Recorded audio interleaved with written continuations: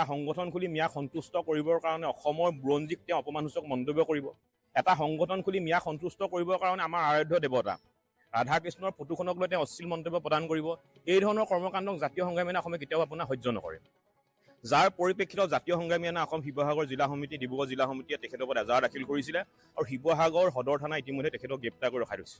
আমাৰ স্পষ্ট কথা, তেখেতৰ ওপৰত শিৱসাগৰ আৰক্ষীয়ে, অসম আৰক্ষীয়ে বিহিত ব্যৱস্থা গ্ৰহণ কৰিব লাগিব, কঠোৰ ব্যৱস্থা গ্ৰহণ কৰি আমি দাবী উত্থাপন কৰিছোঁ। ইয়াৰ লগতে আপোনালোকৰ সংবাদ মাধ্যমৰ জৰিয়তে মই আৰু এটা কথা ক'ব বিচাৰিছোঁ, ইউনিছ তামুলী নামৰ এই দালালটো হৈ আপোনালোকে বাতৰি পৰিৱেশন কৰাটো আপোনালোকে বাদ দিয়ক। কাৰণ ইউনিছ তামুলী হৈছে এটা ফটুৱা। তেওঁ গোটেই সমগ্ৰ শিৱসাগৰ মানুহে তেওঁক দালাল বুলি জানে। তেওঁ গৰু চোৰৰ লগত জড়িত, গৰু চিণ্ডিকেটৰ লগত জড়িত।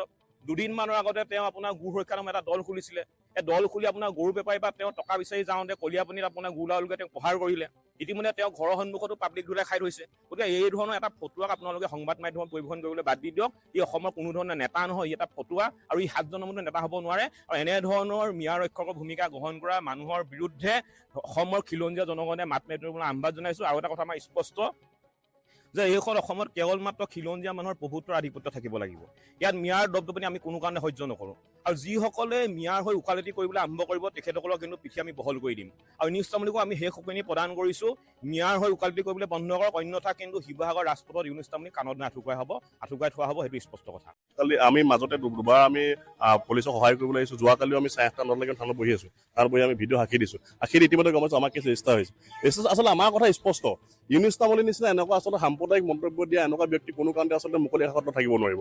আমাৰ কথা স্পষ্ট, হোজাইত গৈ সি নামনিত গৈ বাংলাদেশে ৰক্ষণ দিব, সি বাংলাদেশীৰ হৈ মাত মাতিব, সেইটো কোনো কাৰণতে গ্ৰহণযোগ্য হ'ব। শিৱসাগৰে সদায় সম্প্ৰীতিৰ কথা কয়, অসমে সম্প্ৰীতিৰ কথা কয়, অসমে কিন্তু মানে গোষ্ঠী সংঘৰ্ষৰ কথা কেতিয়াও নকয়, অসমে সাম্প্ৰদায়িক কথা কেতিয়াও নকয়। কিন্তু এই ইউনিছ তামুলীৰ নিচিনা এনেকুৱা আচলতে বিকৃত মানসিকতা থকা যিজন ব্যক্তি, যিয়ে আচলতে এটা সময়ত কৈছিলে যে খিলঞ্জীয়া শব্দটোৰ অৰ্থ যি নাজানে, তেনেকুৱা এজন ব্যক্তি আচলতে কথাত শিৱসাগৰবাসী ৰাইজ কেতিয়াও ভুল নাযায়। শিৱসাগৰবাসী ৰাইজে এটা কথা স্পষ্টকে কৈ আহিছে আৰু স্পষ্টকে বৰ্তমান সময়তো কৈ দিছোঁ, ইউনিছ তামুলী নামৰ ব্যক্তিজনক যদি উচিত শাস্তি নাপায়, গ্ৰেপ্তাৰ নহয়, তেনেহ'লে কিন্তু আমি আহোম সেনাৰ ফালৰ পৰা পুনৰ কৈ আহিছোঁ, তাক আজিলৈকে লগ পোৱা নাছিলোঁ, এতিয়াও তাক লগ পাবলৈ চাই আছোঁ। আহোম সেনাৰ ফালৰ পৰা তাক যদি পাম নহয়, আমি কিন্তু ৰাস্তাৰ সন্মুখতে তাক থিয় কৰাই পিটিবলৈ বাধ্য হ'ম। চৰৰ মানুহে এই অবৈধ মানুহখিনিৰ এগেইনষ্টত গৈ আছে বা চৰকাৰখনে অবৈধ মানুহখিনিক বিতাৰণৰ কাৰণে ব্যৱস্থা লৈছে। তেনেকুৱা সময়তে এই মিয়া বোলা মানুহখিনিৰ লগত আচলতে শিৱসাগৰৰ এগৰাকী কুলাংগাৰ ইউনিছ তামুলী আচলতে তেখেতলোকৰ ৰক্ষক হিচাপে ৰৈ আছে। সেইটো সঁচাকৈ দুৰ্ভাগ্যজনক বিষয়।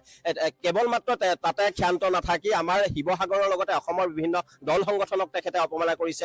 আমাৰ অসমৰ জীয়ৰী বোৱাৰীবোৰৰ আচলতে স্থিৰতা হানি কৰা এই মানুহখিনিক যি ধৰণে ৰক্ষণাবেক্ষণ দিব বিচাৰিছে, তাৰ পাছত আমাৰ হিন্দুৰ আচলতে দেৱ দেৱীক এই ইউনিছ তামুলী বোলাজনে যি ধৰণৰ অপমান কৰিছে, তাত আমি কেতিয়াও জাতীয় সংগ্ৰামী সেনা অসমে মানি নলওঁ। ইতিমধ্যে জাতীয় সংগ্ৰামী সেনা অসমৰ শিৱসাগৰ জিলা সমিতি এই বিতৰ্কিত ব্যক্তিজনৰ ওপৰত আমি এজাহাৰ দাখিল কৰিছিলোঁ। আৰু তাৰ পাছতেই অসম আৰক্ষীয়ে এই আচলতে বাঘ বুলি নিজকে জাহিৰ কৰা যিটো শিয়াল আছে, এই শিয়ালটোক অসম আৰক্ষীয়ে ট্ৰেংকুলাইজ কৰি ধৰাৰ ব্যৱস্থা কৰিছে। গতিকে কেৱল ধৰিলেই নহয়, তেখেতৰ ওপৰত আচলতে সকলো ধৰণৰ ধাৰা জাপি তেখেতক অনাদি অনন্ত কালৰ কাৰণে পিঞ্জিৰাৰ ভিতৰত আবদ্ধ কৰি ৰখাৰ ব্যৱস্থা কৰিব লাগে, যাতে সাতানপুৰুষীয়া শান্তি সম্প্ৰীতি বিনষ্ট কৰিব ওলোৱা ইউনিছ তামুলী নামৰ যিটো আচলতে নামত এটা বাঘ, যিটো আচলতে বাঘৰ কাপোৰ পিন্ধা এটা মেকুৰী পোৱালি, গতিকে তাক অনাদি অনন্ত কালৰ কাৰণে যাতে ধৰাই ৰখাৰ ব্যৱস্থা গ্ৰহণ কৰিবলৈ আমি জাতীয় সংগ্ৰামী সেনা অসমৰ তৰফৰ পৰা আহ্বান জনাইছোঁ।